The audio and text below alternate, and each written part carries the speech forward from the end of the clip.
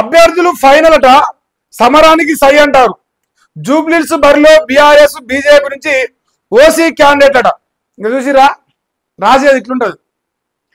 వీరిద్దరు OC candidate, ఒకరు BC candidate రాశారు.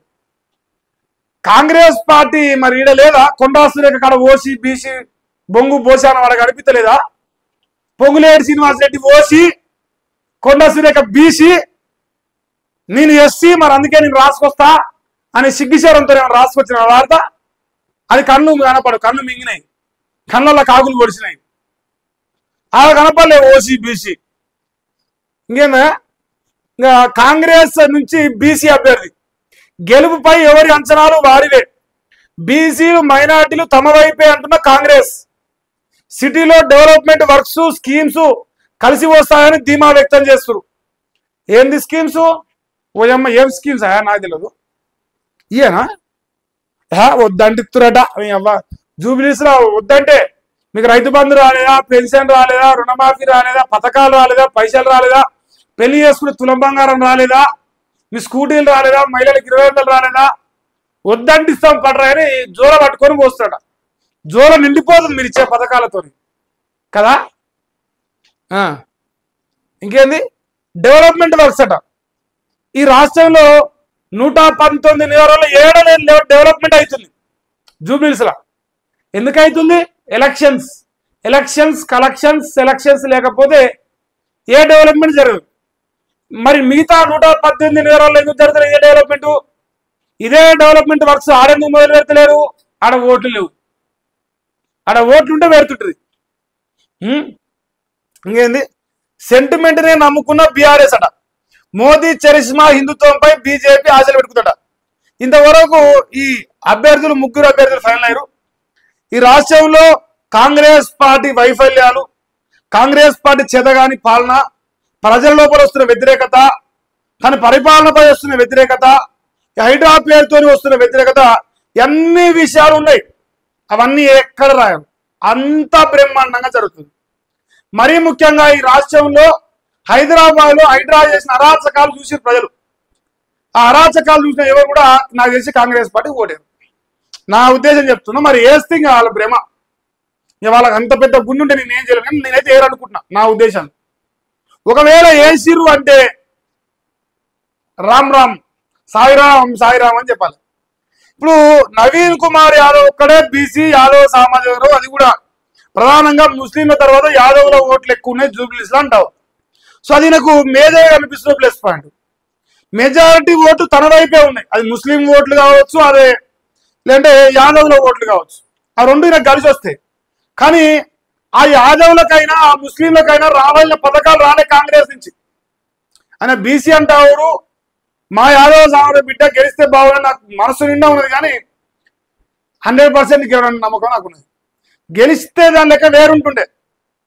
ఇదే అభ్యర్థి ఇలా బీఆర్ఎస్ నుంచి ఉంటే ఇలా దాని లెక్క వేరుంటుండే, దాని గెలుపు వేరే ఉంటుండే.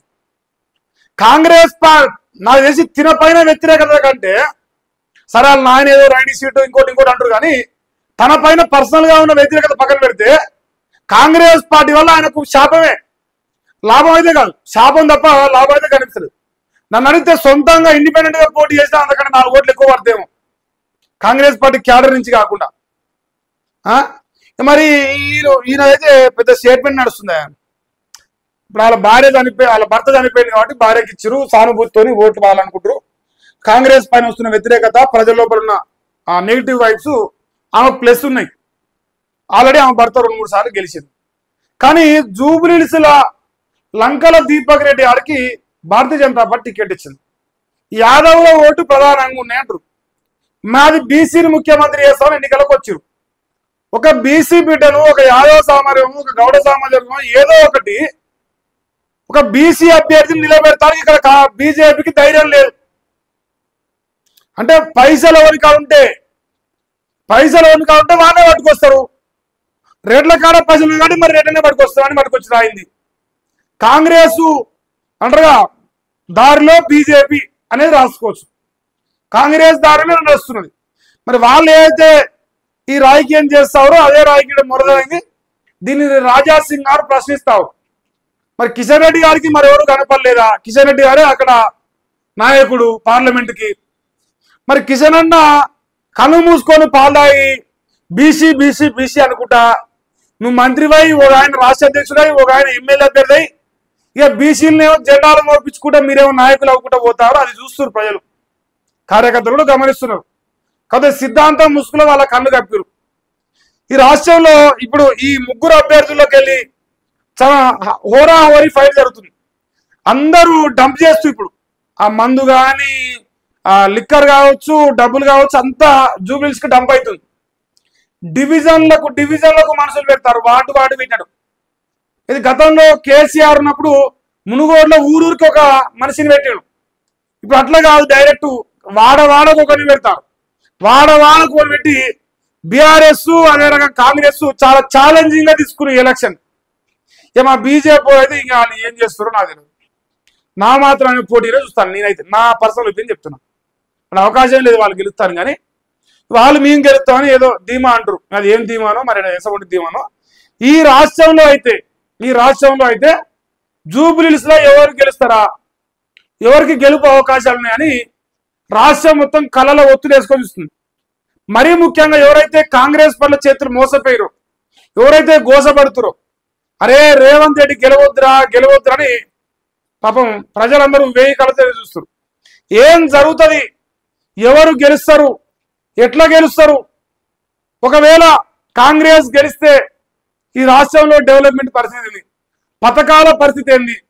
ఇగో కాంగ్రెస్ ని బండబూతులు తిడుతురు సోషల్ మీడియా అందరూ వీడియోలు పెడుతున్నాం. అవన్నిటికీ అర్థం లేకుండా చేస్తారు. మా పైన ఎక్కదా వ్యతిరేకత, నిన్నగాక మొన్న గెలిస్తే నేను చూపిస్తులా మాకు అసలు వ్యతిరేకత లేనే లేదు అనే ప్రచారం చేస్తారు. సో అందువల్ల జూబ్లీస్ ప్రజలు ఆలోచించాలి. మీ ఆలోచన ఈ రాష్ట్ర ప్రజలందరూ చూస్తారు.